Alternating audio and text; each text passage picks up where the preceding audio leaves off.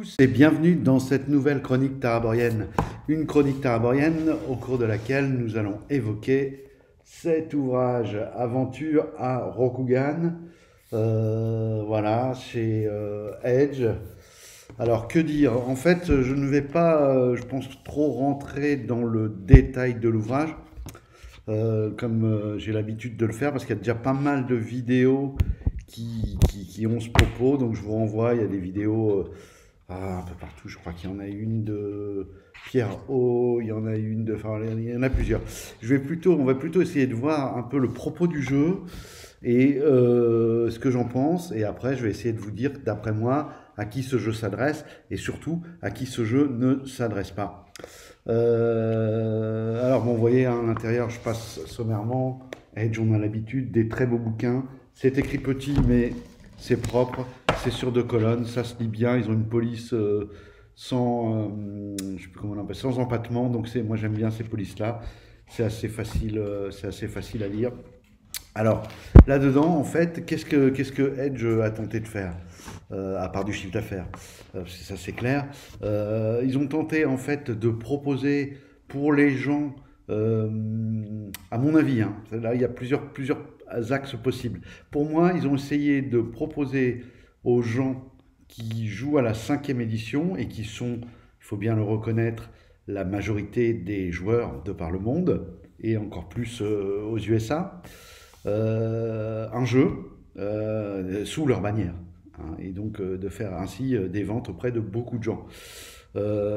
Après, on peut le voir différemment. On peut se dire, ils ont proposé leur univers à des joueurs, et permettre à des joueurs de jouer dans l'univers qui est l'univers de leur licence, qui est aussi défendu par les jeux de cartes et tout ça.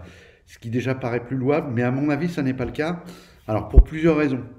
Parce que, comme on l'a peut-être, j'ai dû l'évoquer, je crois, dans une vidéo assez ancienne sur la création d'univers de décors, euh, en fait, les règles d'un jeu, souvent, elles sont étroitement impliquées. Elles impliquent des choses par rapport au décor et par rapport aux axes, y compris les axes narratifs, y compris, voilà.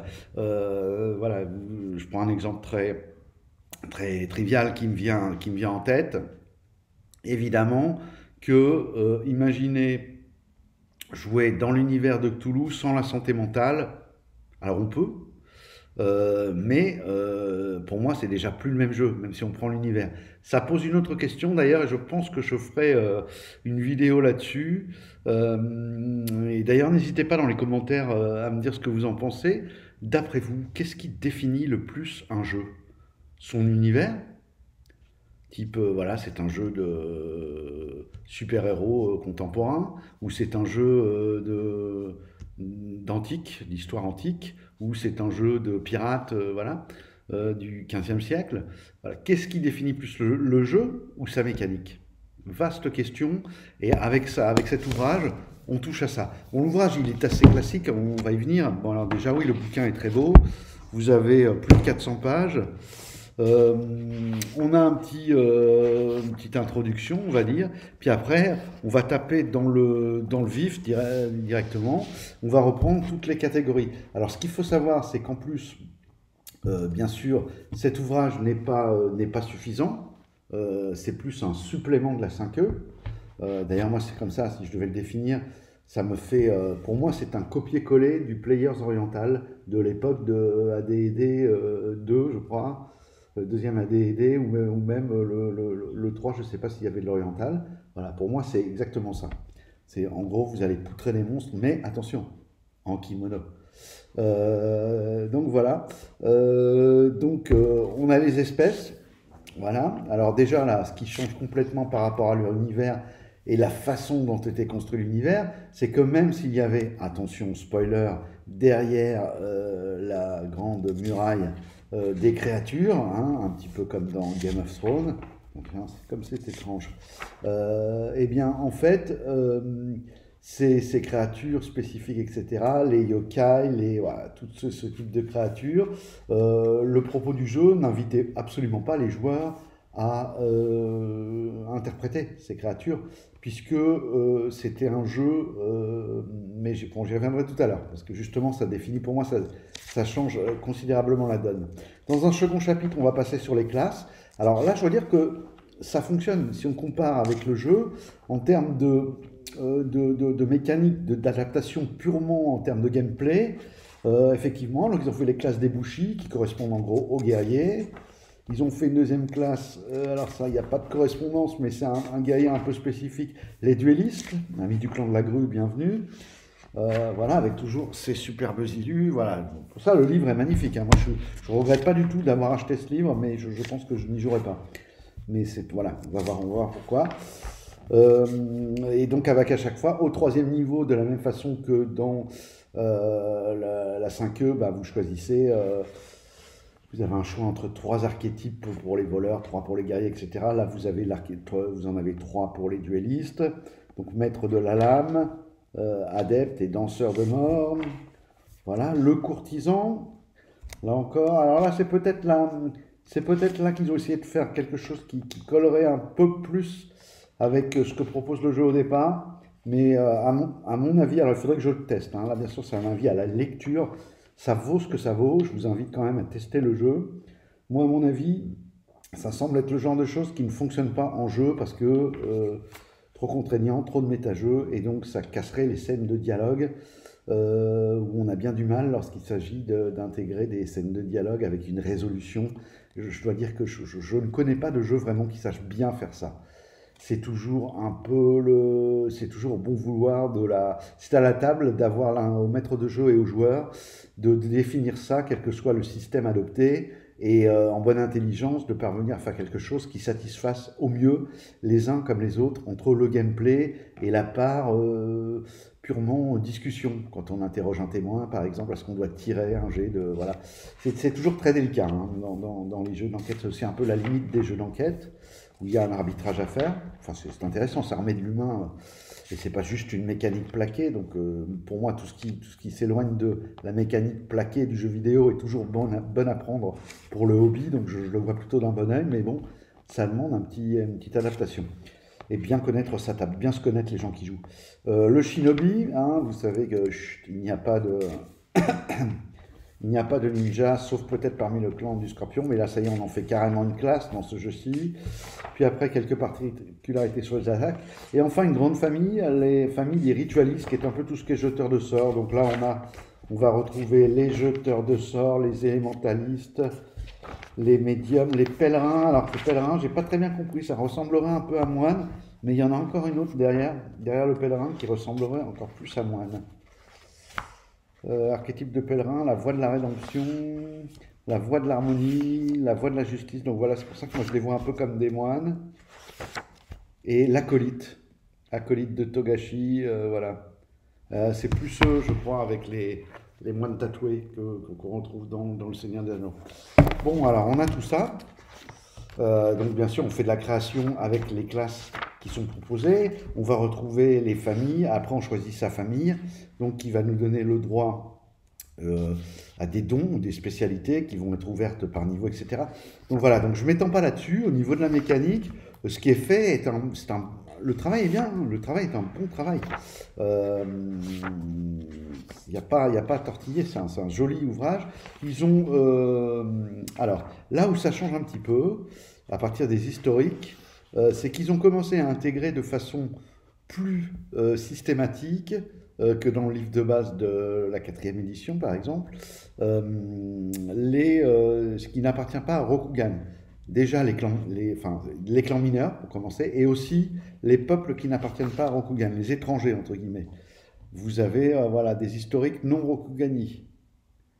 Voilà, les étrangers à Rokugan, le royaume d'Ivoire, donc vous pouvez interpréter un personnage avec un historique du royaume d'Ivoire, le califat camariste, la plaine du vent et de la roche, le Yunfengguo, le royaume des nuages, le Saye-Buksan, la société. Alors, et après, on a aussi toutes les espèces, où là, on tombe dans le Warhammer 40 000, vous voyez, vous pouvez jouer du Naga, les espèces d'hommes serpents, du Tengu, donc c'est les fameux hommes oiseaux. Voilà. Après, vous avez l'équipement. Donc là, on est sur du 100% player oriental, hein, avec comment remplacer son épée bâtarde par un sabre samouraï et son armure à plaque par une armure de samouraï, tout en gardant des points de dextérité, de bonus de dex. Puis enfin, alors ça c'est un petit ajout, alors ils ont essayé de pallier. Voilà, c'est là que ça commence, on commence à voir les ficelles et le ramage au sens second du terme, c'est-à-dire le mec dans la barque, pour essayer de faire recoller le jeu avec, pour retrouver tout le sel qu'on a dans, j'avais envie de dire, le livre des 5 anneaux, le vrai jeu du livre des 5 anneaux. Mais en même temps, ils sont honnêtes, ils ne disent pas que c'est le livre des 5 anneaux. Ils sont assez honnêtes sur la démarche on a besoin d'aller siphonner un peu du joueur. Et peut-être que si cette gamme marche bien, ça permet de continuer, de persévérer avec les autres et de continuer la traduction du livre des 5 anneaux, où on a encore toujours du retard, je crois, sur la traduction française de la 5e édition. Voire, moi, j'aimerais beaucoup parce que j'ai pas été satisfait de la 5e, donc qui réédite la 4. Mais bon, là, je sais que je rêve peut-être, mais bon, personnellement, ce serait mon souhait. Alors, les motivations, pour essayer un peu de donner de l'épaisseur à ces personnages. Bon, et là, pour moi, voilà, on est dans le comble du paradoxe. Pourquoi? Parce que quand on prend comme ossature de la 5e avec du personnage où on peut le prendre par tous les bouts, mais malgré tout, vous êtes une compétence sur patte, enfin, au niveau des règles. Après, les bons joueurs peuvent en faire autre chose. Les joueurs expérimentés, évidemment, parviennent à en faire autre chose, mais c'est quand même rare. De ce que j'ai pu voir sur mes 30 ans d'expérience. Vous êtes une compétence sur patte et ce qui vous meut, c'est de poutrer.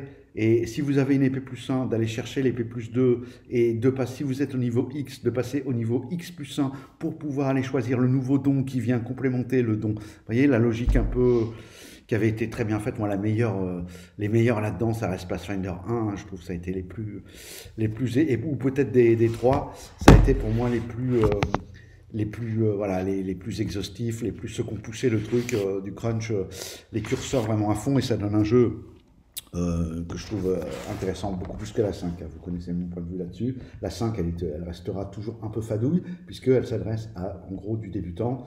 Il faut faire jouer Simone ou Michel au jeu de rôle à tout prix pour vendre du jeu de rôle et augmenter la part de nouveaux joueurs. Bon, c'est une logique marketing.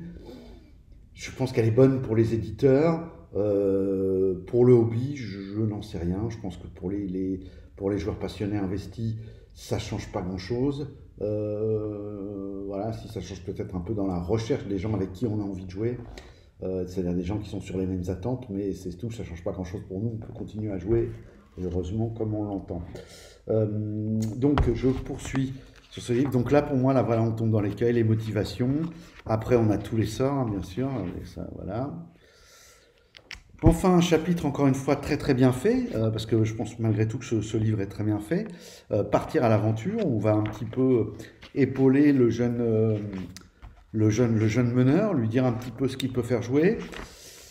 Alors, on lui dit ce qu'il peut faire jouer, mais en même temps, hein, moi je fais partie de l'école, la vieille école système Does Matter. Effectivement, qu'avec un système où le but du jeu, c'est d'aller poutrer des bestiaux de plus en plus forts, etc., malgré tout, ce que vous pouvez jouer, c'est quand même, si on veut être honnête, plus qu'orienté, hein, si vous voyez ce que je veux dire. Oui, vous pouvez jouer ceci ou cela, mais ce qui fonctionnera bien, en gros, c'est de l'affrontement. Et voilà, c'est déjà ce que tout le monde constate dans ces jeux-là. Voilà, donc après, c'est un choix. Et puis, on en vient sur l'histoire de Rokugan. Donc là encore, ils refont l'historique. J'avoue que quand j'avais lu la 4e édition et ce que j'avais lu de la 5e, j'avais trouvé que c'était une grosse gamme. Et en tant que maître de jeu, c'était un peu difficile. Ça m'avait semblé un peu complexe à absorber pour vraiment pouvoir rendre de l'immersion à la table, faire son boulot, son gameplay, entre guillemets, de maître de jeu et animer correctement. J'avais trouvé que c'était trop disséminé, ça il fallait aller le chercher dans tel supplément, ça, ah oui mais alors lui, les moines machin, il faut aller dans tel supplément. Bon, il y a une logique, mais en gros, c'est une gamme fou, voilà. Je sais même pas si elle a été, s'il y a une édition qui a été complètement traduite en français, parce qu'à chaque fois, la gamme est tellement pléthorique qu'il y a un éditeur qui se dit, ah, chouette, on récupère une licence, qui commence la gamme, mais il y a tellement de retard qui s'accumule avec les versions anglaises. Là, peut-être que Edge, maintenant, avec ce, puisqu'il y a la partie anglaise et la partie, enfin, ce qui est la partie espagnole, en fait, et la partie française, peut-être qu'ils vont y arriver, je le souhaite en tout cas, parce que c'est toujours un peu désobligeant de commencer une série en français. Et au bout d'un moment, que l'éditeur dise, ah bah non, comme c'est le supplément numéro 15, ça intéresse plus que les maîtres de jeu, donc on en vend moins, donc on arrête la série parce qu'elle n'est plus rentable pour nous. Et là, vous vous retrouvez avec vos 14 premiers tomes, et vous savez que la série anglaise en compte 25, et que ça va s'arrêter au 14e en français. C'est un truc dont on a beaucoup souffert en tant que joueur français. Sur l'ensemble voilà, sur les 40 dernières années. C'est vraiment, à mon avis, un des principaux trucs qu'il faudrait améliorer. Voilà, il y a urgence à soit faire émerger des auteurs français, soit quand on se lance sur une gamme, d'aller jusqu'au bout. Je tiens à saluer, moi j'aime beaucoup ce que fait Arcane Asylum, là mes compères niçois, parce que eux généralement ils s'y tiennent quand ils prennent une gamme, ils traduisent, ils ont un peu de retard des fois, mais ils finissent la gamme. Et après, voilà, Vampire l'âge des ténèbres 20e, ils ont fait ce qui était sorti. Ils ont fait truc, ils ont même une campagne en plus, je crois, un gros scénario qui se passe à Rouen, c'est ma ville d'origine, donc ça m'avait marqué. Et voilà, et donc ça, chapeau bas, parce que c'est pas toujours le cas. Alors nous avons ensuite après, à partir de la page 375, un atlas de Rokugan. Moi j'avais acheté l'atlas de la 4e, qui est très... Et celui-là, je dois dire qu'il est bien fait, parce qu'ils vont vraiment... vous voyez, vous avez des petites... voilà, vous avez la carte. Et puis après, on a des scopes comme ça, on va rentrer, voilà, on va avoir des zooms comme ça. Et évidemment que, vu ce qu'en réalité ce jeu propose de jouer, à savoir pas du donge, mais du poutrage, des scénarios bâtis quand même principalement sur de l'affrontement, plus que sur de la diplomatie ou du roleplay. Voilà, vous avez chacune des terres qui est précisée, qui est détaillée. Il y a les clans mineurs.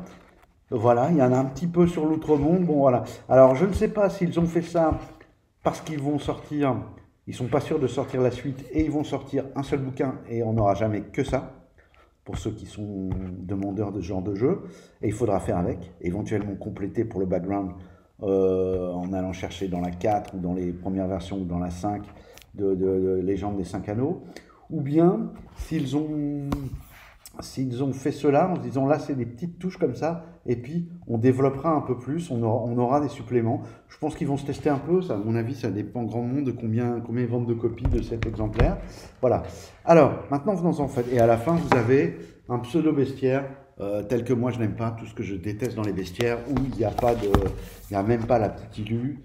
Et puis vous avez des monstres, c'est les caractéristiques de base, et puis vous changez ça, vous mettez tel don.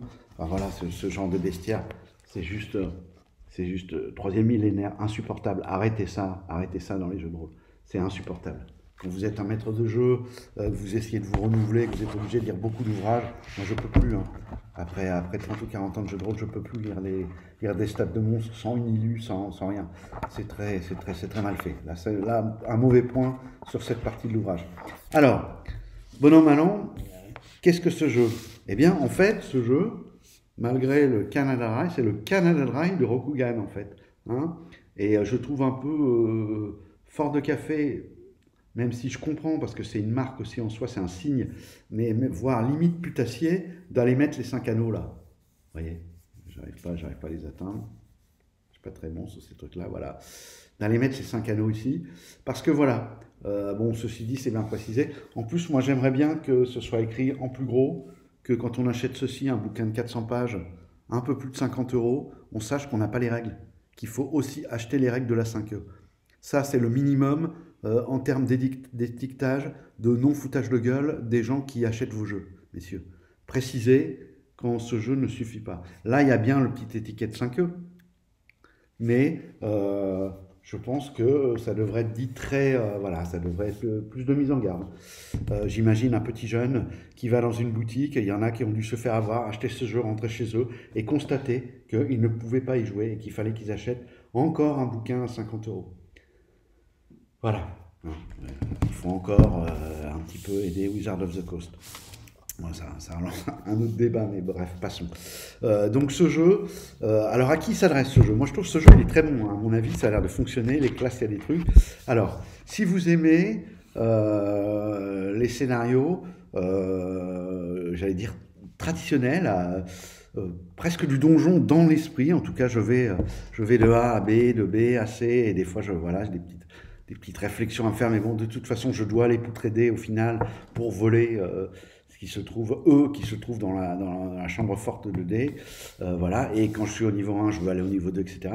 Tout ce qui est soutenu par la 5e édition, si vous êtes là-dessus, ce jeu, vous allez le trouver super bien. Surtout si en plus vous aimez la couleur, Medfan, etc.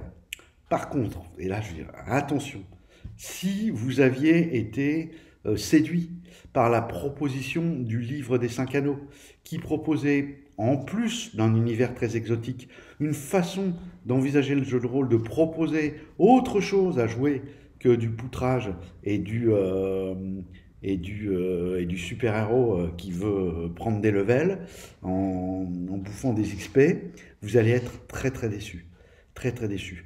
Ce que j'aimais moi dans la légende des 5 anneaux, c'était cet axe de base où d'entrée de jeu, le joueur, il était bloqué entre ses aspirations personnelles qui allaient lui permettre d'avancer sur le chemin de sa destinée et le code du Bushido. Ça, c'est gommé.